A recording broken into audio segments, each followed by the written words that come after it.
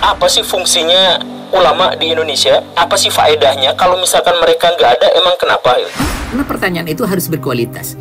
Jadi misalkan kita seorang Islam mengatakan bahwasanya apa sih fungsinya ulama, itu sebenarnya bukan pertanyaan orang Islam.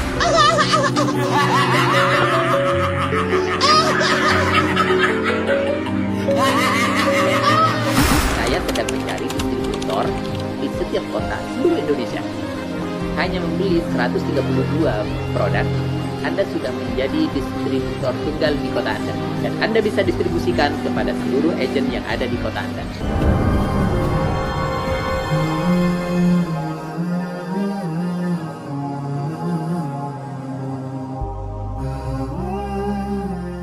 Bismillahirrahmanirrahim. Assalamualaikum warahmatullahi wabarakatuh. Sahabat kaum muslimin, subscriber channel Penting Akidah dimanapun Anda berada. Saya hari ini akan memberikan satu jawaban kepada guru gembul. Karena pertanyaan itu harus berkualitas. Jadi misalkan kita seorang Islam mengatakan bahwasanya apa sih fungsinya ulama, itu sebenarnya bukan pertanyaan orang Islam. Apa sih fungsinya ulama di Indonesia? Apa sih faedahnya? Kalau misalkan mereka nggak ada, emang kenapa? Apa sebenarnya faedahnya ulama di Indonesia? Hitung-hitungannya dimulai dari hal yang sederhana begini, Pak ya. Ulama itu memiliki dua dimensi definisi. Sehingga saya menyampaikan hari ini bahwa itu pertanyaan orang-orang yang konyol, orang-orang yang bodoh, tidak mempunyai dasar dan tidak mempunyai keimanan. Saya katakan seperti itu. Jadi Pak Gembul lah, saya sampaikan Pak Gembul. Baik, langsung saja kepada poinnya. Saya akan berbicara tentang bagaimana ulama. Yang pertama, Allah Subhanahu wa taala menyampaikan dalam Al-Qur'an bahwasanya qul hal yastawil ladzina ya'lamuna wal ladzina la ya'lamun, di dalam surat Az-Zumar tersebut menegaskan bahwasanya Allah memberikan satu perbedaan antara ulama dan bukan ulama. Orang alim dan bukan alim sudah jelas berbeda, tentu faedahnya pun juga berbeda. Maka dari situ apa bedanya? Di dalam ayat selanjutnya Allah Subhanahu wa taala menyampaikan irfa'illahu alladzina amanu minkum walladzina utul ilma darajat, bahwasanya Allah Subhanahu wa taala membedakan, mengangkat derajatnya orang yang berilmu daripada orang yang tidak berilmu. Ini disampaikan Allah Subhanahu wa taala. Kemudian dilanjutkan oleh baginda Nabi Muhammad SAW. Beliau mencontohkan bagaimana mengagungkan ulama. Di dalam satu hadisnya disampaikan bahwasanya fadlul alim 'alal 'abid ka fadli 'ala adanakum, bahwasanya keutamaan orang alim daripada yang lain, keutamaan bahkan kepada orang yang ahli ibadah pun tapi bukan ulama, itu sebagaimana keutamaanku daripada kalian semuanya. Kurang lebih begitu yang disampaikan oleh baginda Nabi Muhammad SAW. Dan selanjutnya diantaranya lagi bagaimana kita mengikuti jejak langkah dari para imam, guru-guru kita, para masyayikh, para ulama yang lain, mengatakan seperti Al-Fudail bin Iyad menyampaikan alimun amilun muallimun yud'a kabiran fi malakutis samawati, bahwasanya orang alim yang mengamalkan ilmunya, yang mengajarkan ilmunya, itu mendapatkan posisi yang luar biasa kelak di kerajaan langit. Ini disampaikan di dalam satu kitabnya Fudail bin Iyad. Dan lalu apa faedah ulama yang ada di Indonesia? Sebenarnya jawaban ini tidak spesifik kepada Indonesia. Seluruh ulama kita bisa tahu faedahnya apa. Misalkan di dalam penyampaiannya Imam Hasan Al-Basri rahimahullah menyampaikan laulal ulama la saron nasu mithlal bahaim. Jadi andaikan tidak ada ulama, maka manusia akan seperti hewan, seperti binatang. Bagaimana mungkin manusia bisa seperti binatang? Lalu bagaimana itu ceritanya? Karena annahum bitta'limi yukhrijuna an-nasa min haddil bahimiyyati ila haddil insaniyati. Jadi bagaimana para ulama mengeluarkan manusia dari garis-garis sifat-sifat kehayawanian, dari sifat-sifat kebinatangan menjadi sifat-sifat yang terpuji, yaitu manusiawi. Maka saudara kaum muslimin dimanapun Anda berada, faedahnya ulama itu tidak harus seperti apa yang ditanyakan, digambarkan guru gembul. Oh, misalkan tidak ada ulama, oh apa bedanya? Sekarang banyak koruptor, kemudian bagaimana kemaksiatan jalan terus, misalkan semuanya banyak kerusakan. Kalau ada ulama, apa faedahnya? Kalau memang dia menyebarkan pengetahuan keagamaannya, kenapa tidak ada jejaknya di Indonesia? Gak kelihatan sama sekali. Contohnya beginilah, di Indonesia koruptor masih banyak, pembunuh masih banyak, penipu masih banyak, penzina makin banyak. Nah, kalau memang ulama di Indonesia itu banyak, maka kejahatan-kejahatan yang barusan saya sebut itu seharusnya tidak seperti itu. Kalau misalkan Anda mau berpikir seperti itu, Anda jangan pura-pura bodoh terhadap bagaimana kehidupan baginda Nabi Muhammad SAW. Apakah tidak ada di masa Nabi pelacuran, tidak ada kemaksiatan, orang kufur banyak? Itu bukan berarti Nabi Muhammad itu tidak berguna. Apa faedahnya? Ada yang bertanya begitu. Innalillahi wa inna ilaihi raji'un. Ini kan pertanyaan bodoh kita sampaikan. Maka saudara kaum muslimin, kita harus sadar hari ini bagaimana ada kelompok-kelompok yang mempermainkan agama, mempermainkan simbol-simbol agama. Dan pada masa-masa di situasi yang sangat mendukung bagi mereka. Kenapa? Rezim penguasa-penguasa yang tidak suka ulama yang hak, ulama yang kemudian menentang kebatilan, ulama yang kemudian menjadi ganjalan mereka untuk melakukan bisnis-bisnis kemaksiatan. Nah, dan di saat itu orang-orang yang mempermainkan agama ini muncul, mengambil kesempatan. Dan ini bukan hari ini saja yang terjadi. Ini sejarah terus berulang. Contoh salah satunya adalah ketika pada masa kolonial Belanda.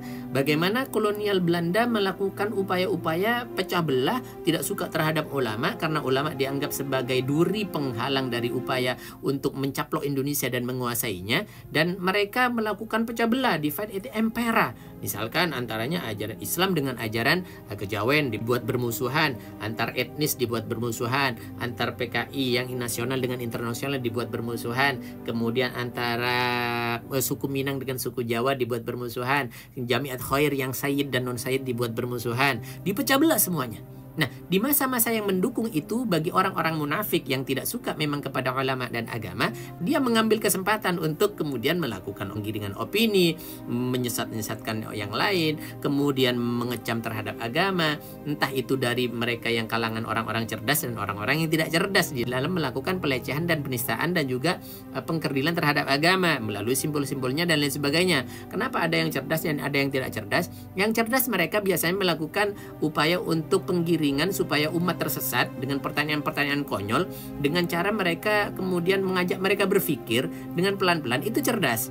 Karena kalau misalkan yang tidak cerdas langsung misalkan menghujat Nabi Muhammad, itu akan mendapatkan perlawanan. Itu tidak cerdas. Sama dengan sekarang misalkan mereka yang melakukan upaya-upaya untuk at-ta'wik anil iman, kemudian mempermainkan agama, yang cerdas mereka akan melakukan upaya untuk menghindari adanya hukum-hukum ITE misalkan, supaya tidak dilaporkan, sudah aman, tidak dipenjara. Tapi yang tidak cerdas langsung barbar, melakukan penistaan agama, menghina Nabi Muhammad, menghina Ka'bah dan lain sebagainya. Kemudian itu dilaporkan dan masuk penjara. Itu tidak cerdas. Dan menariknya lagi, apa yang dilakukan oleh mereka untuk penggiringan opini dan narasi tersebut, mereka punya media juga. Contoh, misalkan pada tahun 1918 ada yang bernama Dr. Sutomo. Dia melakukan upaya untuk penggiringan bagaimana umat Islam tidak dekat dengan agamanya, supaya mereka benci terhadap Islam, supaya ulama dijauhi oleh mereka. Dia mempunyai media yang bernama media cetak, yaitu Bangun. Dia melakukan upaya untuk bagaimana haji ini dianggap tidak becus terhadap sosial.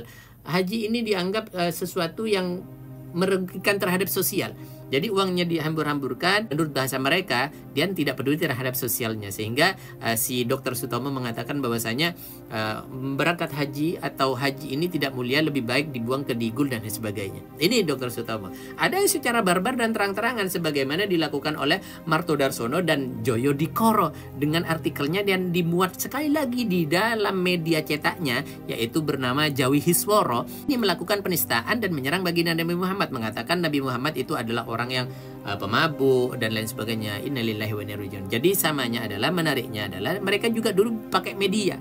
Nah, sekarang juga pakai media. Andaikan dulu ada YouTube, mungkin Jawi Hisboro itu berupa channel YouTube, kemudian Bangun juga merupakan channel YouTube dan melakukan penggiringan semacam ini. Maka saya sampaikan pada kesempatan ini, saudara kaum muslimin dimanapun Anda berada, sebenarnya saya tidak terlalu penting menyampaikan ini, sebagaimana Allah Subhanahu wa taala dalam Al-Qur'an, a'udzubillahi minasyaitonir rajim, bismillahirrahmanirrahim, wa dzaril ladzina ittakhadhu dinahum la'iban wa lahwa. Tinggalkan orang-orang yang mempermainkan agamamu semacam itu. Mereka sebenarnya sudah tidak bisa kita arahkan, kita luruskan kembali. Itu kurang lebih secara akal saya seperti itu. Wa gharrathumul hayatud dunya, dia sudah terpengaruh dan terpesona bahwa ayat tersebut meneruskan wa dzakir bihi antum salamna bima kasabat, dan ingatkan orang-orang yang ada di sekitarnya, jangan diam, supaya mereka tidak terjebak, tersesat sebagaimana orang yang melakukan penggiringan semacam ini. Dan Masya Allah, terjebak dengan pikirannya, dengan dunianya. Ini adalah orang-orang yang mempermainkan dunia. Dan Masya Allah, ini yang luar biasa mengerikan, bahwasanya Allah Subhanahu wa taala mengatakan bahwasanya laisa laha min dunillahi waliyyu wala syafi', bahwasanya orang tersebut sudah tidak mempunyai pertolongan dari Allah Subhanahu wa taala, tidak mungkin ditolong oleh Allah Subhanahu wa taala, karena dia sudah betul-betul berkarat dengan dengan hatinya, dengan keadaannya, keimanannya. Dan wa in ta'dil kullu 'adlin la yu'khad minha, kurang lebih seperti itu. Allah menyampaikan bahwasanya orang tersebut ketika misalkan minta untuk bertaubat atau minta maaf atau apapun, itu sudah menjadi karakternya dia. Ulaikal ladzina usilu bima kasabu, dia sudah melakukan sesuatu yang menurut dia terbaik, dia sudah melakukan apa yang sudah dia lakukan, konsekuensinya dia akan mendapatkan konsekuensi yang sudah Allah janjikan kepada mereka. Apa? Hum syarabun min hamimin, dia akan mendapatkan minuman yang mendidih kelak di neraka. Na'udzubillah, wa adzabun alim, dan siksa yang sangat pedih. Ini adalah janji Allah Subhanahu wa taala. Na'udzubillah summa na'udzubillah, itu mereka semua dapatkan bima kanu yakfurun, atas kekafiran yang sudah mereka lakukan. Na'udzubillah summa na'udzubillah.